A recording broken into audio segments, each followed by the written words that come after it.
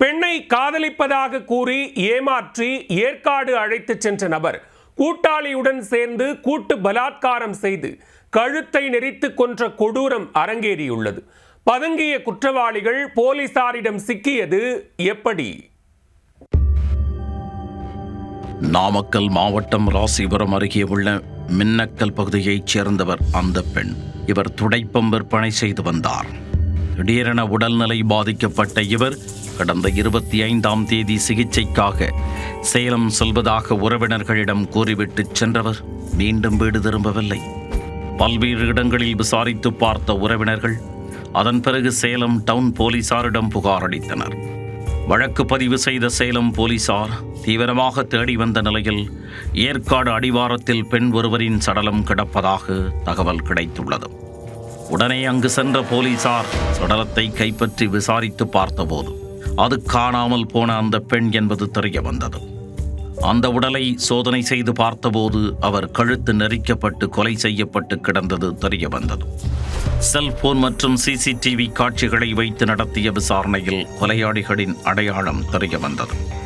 இந்த கொலை தொடர்பாக கண்ணங்குறிச்சி தாமரை நகரைச் சேர்ந்த ரவுடி கனகராஜ், அவரின் கூட்டாளி சக்திவேல் ஆகியோரை டவுன் போலீசார் கைது செய்தனர். அவர்களிடம் கிடுக்குப்பிடி விசாரணை நடத்தியதில் கொலைக்கான காரணம் தெரிய வந்தது. கனகராஜ் சரக்கு ஆட்டோவில் சென்று பூண்டு வியாபாரம் செய்து வந்துள்ளார்.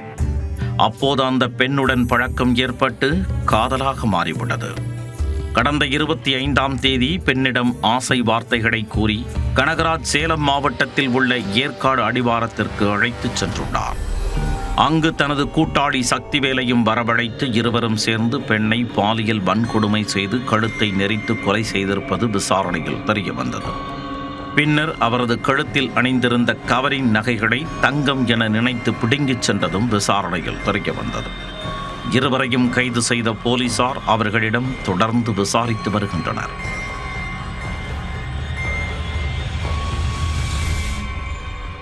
புதுக்கோட்டை மாவட்டம் கரம்பக்குடியில் விளையாடிக் கொண்டிருந்த 4 வயது சிறுவனை தெருநாய் ஒன்று திடீரென பாய்ந்து கடித்ததில் சிறுவனின் வாய்ப்பகுதியில் காயம் ஏற்பட்ட நிலையில் நாய்க்கடி சம்பவங்களை கட்டுப்படுத்துவதற்கு நடவடிக்கை எடுக்கப்படுமா?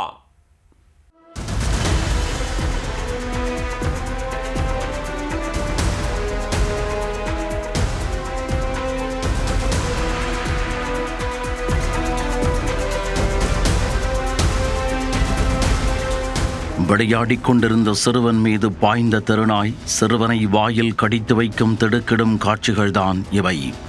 தெருவில் சுற்றித் திரியும் நாய்களிடமிருந்து சிறுவர் சிறுமிகளை பாதுகாக்க நடவடிக்கை எடுக்கப்படுமா?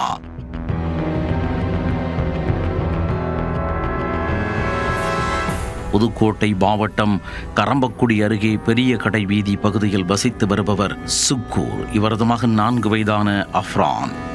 சிறுவன் அப்பகுதியில் உள்ள தனியார் பள்ளியில் யூகேஜி படித்து வருகிறார். இந்நிலையில் கடந்த 2 நாட்களுக்கு முன்பு பள்ளி முடிந்து வீட்டிற்கு வந்த சிறுவன் வீட்டின் எதிரே கையில் பந்து ஒன்றை வைத்துக் கொண்டு விளையாடிக் கொண்டிருந்தான்.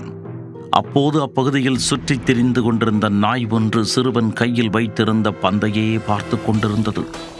ஒரு கட்டத்தில் சிறுவன் அந்த பந்தை தனது வாயில் திணிக்க திடீரென அந்த தெருநாய் சிறுவன் மீது பாய்ந்து அவனது வாயை கவ்வி கடித்துள்ளது.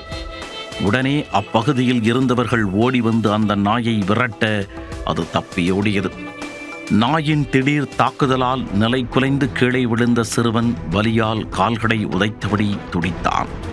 உடனே சிறுவனின் தாய் உள்ளிட்டவர்கள் ஓடி வந்து சிறுவனை மீட்டு மருத்துவமனைக்கு கொண்டு சென்றனர். கரம்பக்குடி அரசு மருத்துவமனையில் சிறுவனுக்கு சிகிச்சை வழங்கப்பட்டு வருகிறது.